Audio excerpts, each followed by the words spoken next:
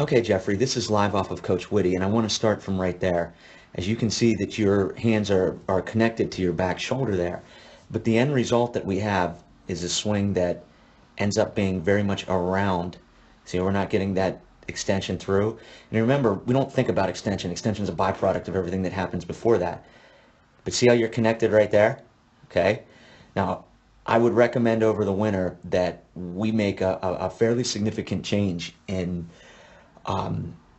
I hate to use the word stance, but when you look here, you can see that your top hand isn't a fist away from your back shoulder. And I know there's major league guys that are like that. Mookie Betts is like that.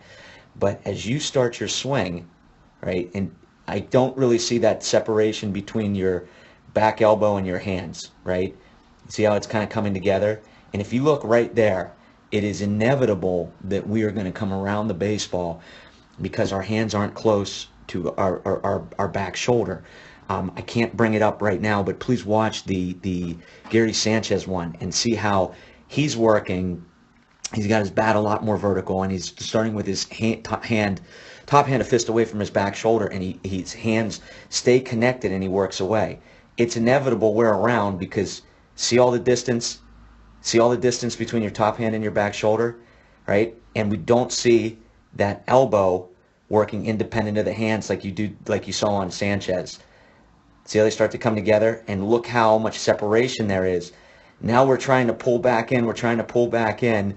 We're connected there, but because we started out there and we didn't get that separation, like if you watch Mookie Betts will start up there, but then he'll get that back elbow to go.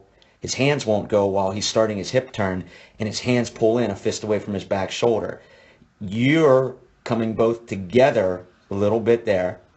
See how they're coming together? And look at that huge gap that you've got right in there between your top hand and your back shoulder. So as we try to pull back in, we just about get there, right?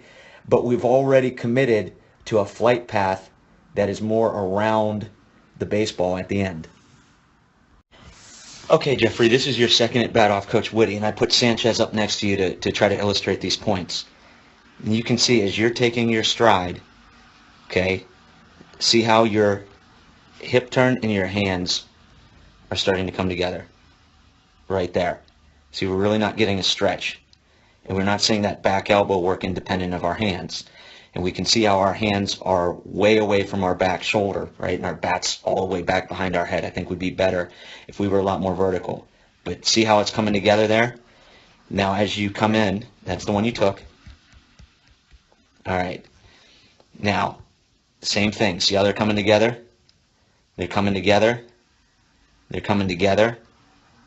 They're coming together. And look at that huge gap. I can't draw with the split screen, but look at that huge gap that you have between your top hand and your back shoulder. Now see where Sanchez loads. Okay? Now watch the back knee come in, the back elbow drop, and his hands haven't moved.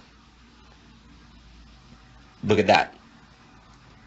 Look at the back elbow, look at the back knee, and look at how his hands are pulled in.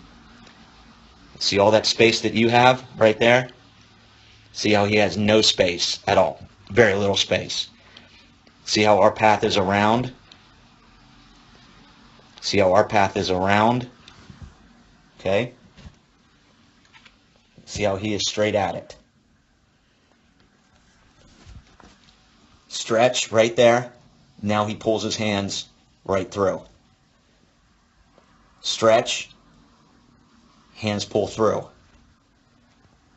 We're coming together. See as your foot's coming down, see how your hands are starting to move?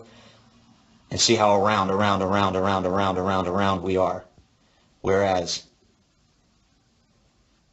look at the difference for how much tighter he is right there.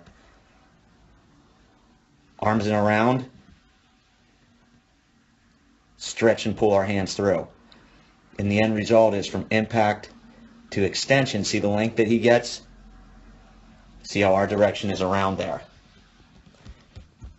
Okay, so we fouled that one off. Same thing. See how as we're coming down, we're starting to come forward. And now see how we're connected to our back shoulder? But you can see how around it is to get there. and our end result is we're late, right? Because you can see how that's not a very efficient model to get to the ball. We're late and around, because we started to come arms first. See, as our foot's coming down, see how we're starting to come in? And we're naturally going to be around. You can even see the knob of your bat, how it's set up around, versus look at the knob of his bat. Let's watch that this time. Just watch the knob of your bat. See how the knob gets going around? Just watch the knob of his bat. See how it shoots straight at the ball? We're more around. He is straight at it. How does he get to be straight at it? Loads. Stretch, stretch, stretch, stretch, stretch, stretch, stretch, stretch, stretch. Hands in and come forward. Back elbow drops. Now he's able to pull his hand straight through. We got arms first, and we stay around. So that's, we've got some ways that we can work on that, but I wanted you to at least see the fault that we're trying to correct here.